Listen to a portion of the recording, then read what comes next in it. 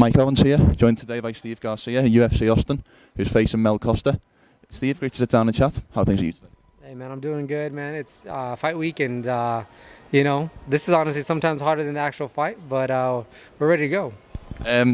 Whereabouts are you based in the US? I'm from Albuquerque, New Mexico. Albuquerque, New Mexico. So this is only my second time in the States. What I'd like to know is where do you think Texas ranks? Is it above or below Albuquerque, New Mexico in terms of your favourite states? It's by far one of my favorite states. Like I love my home, but Texas, is like home away from home. I have a ton of family here.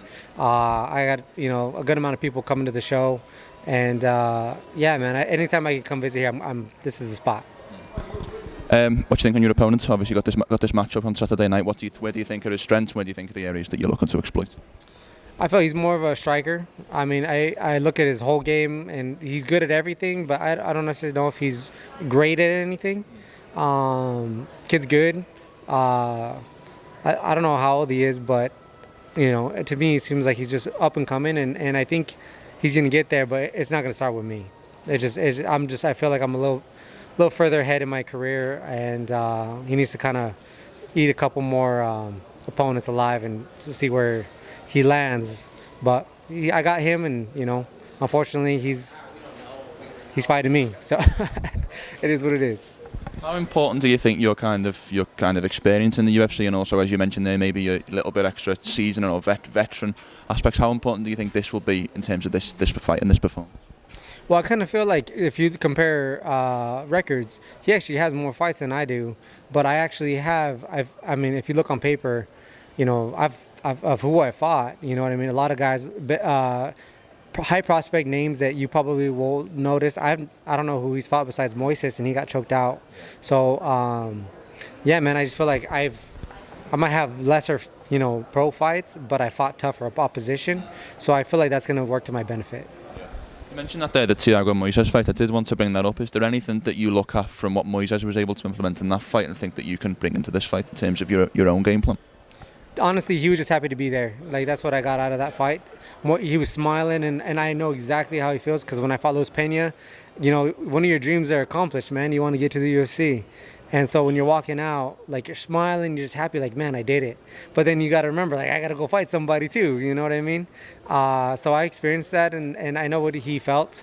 The difference, I felt like, between me and him and our pro debuts, because I took mine on a 4-day notice, was I didn't care. I was just going to claw my way up, however I could try to win the fight. And I had a couple moments where I probably should have. I came out with the loss too, but I made it to the end. And he wasn't able to in his UFC debut. I'm just very hard to get out of there, and I'm just, I'm kind of scrappy, you know what I mean? It's just kind of rugged around the edges. Is there any way that you can bring out what you talked about there and kind of just a happy to be there moment? Is there any ways that you can implement that, maybe throughout fight week or maybe on fight night, to kind of bring that back out of him? Or do you think that's a one-time experience when you kind of make that UFC debut? I kind of feel like it's a one-time experience, because like after that, then it becomes like more realistic. Like when I went out there, it was hard because like I get my confidence from my training. And when you don't train for somebody, there's like, hey, do you want to fight? And I'm like, sure, when? They're like, oh, Saturday. And I'm like, okay, well, yeah, I guess we're doing this. You know what I mean? We're going to get the call up, and, at that point, it's like, we're going to go for broke. We're going to give it hell. You know what I mean? After that's done, then you go for like an actual scheduled event. Now you treat it like any other fight. You know what I mean? And your mind is on a whole different path. You know what I mean? And I feel like you're prepared mentally, physically, instead of just going out there and like, let's see what we got. It's a little different. Obviously, I'm from Britain, but I know that Thanksgiving's very important to you Americans. I know that was last week actually. How difficult is it preparing for a fight 9 days out from obviously the biggest holiday and obviously all that comes with that? It's tough. It's tough, but winning means way more to me. Last year I had my Thanksgiving, and I think even the year before I had my Thanksgiving. So I'm happy I had that, and I truly feel that I'd rather have a Christmas, have Christmas money, and then I eat really good on Christmas anyways. So I'd rather have that than Thanksgiving. But even after, like my dad just postponing his Thanksgiving till after the fight too, so I'm not gonna really miss out on much. I just missed a week, you know. I love that, and obviously, as you mentioned there, you'll be fighting Austin, Texas. I know that you fought on the pay-per-view cards back in Miami in April. How important and how different is it for you to fight in front of a crowd, as opposed to, say, the Apex setting? They both have their benefits. I like the Apex because it's only like an hour fly. You know what I mean? That's kind of cool. But being on a card like with the magnitude of like Adesanya and Jorge Masvidal and stuff, there was a massive card, and the energy that was there in the arena, the people, like it was just amazing, man. You can't beat it.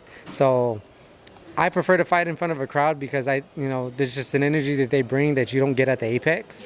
But at the Apex, you can be a little bit more, what's the word, like, not necessarily methodical, but like you hear your coaches better. Like you're able to, yes, maybe less emotional. You know what I mean? Like you're just going there straight for business, which is what you're doing anyways in a big arena.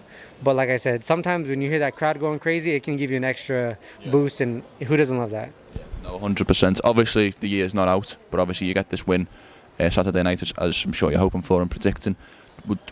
Where would you rank 2023 in terms of the years in your career? Would it have been a good one? Would it have been a bad one? Where would you kind of rank it overall in terms of what you want to accomplish in 2024? So this past year, as long as I get this dub, we've been successful. So I'm happy about that. I was a little bummed out that we couldn't compete. I have a schedule to fight Sean Woodson in August.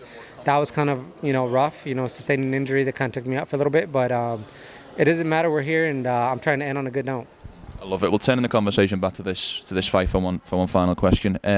What are you looking past the win? Obviously, the win is of prime importance, but past that, what are you looking to get out of Saturday night? Is there a particular performance you want to put on? Is it something that you want to kind of accomplish past just getting the W on Saturday night? For me, it's always like I don't feel complete if I don't finish my opponents. So that's always number one. Like, I'm always looking for the finish. For the most part, like there's moments where I've had a couple decisions in my career, but for the most part, a majority of my fights wins come from finishes. I feel like it lets everybody know, like, I'm the real deal. And two, like, I want to put the rest of the division on notice that, like, I'm not just some pushover. They can keep doubting me, but I'm going to still keep coming forward, and you're going to still see me around. I'm not going anywhere. But that's what I would like to get out of this. And a $50K bonus wouldn't be bad either, But let's get the win for sure. 100%. Well, Steve, it was great to see you in Austin. Great to see you just a couple of days out from your fight. I wish the best of luck for Saturday night. And thank you for talking to me today. Thanks, brother. I appreciate you.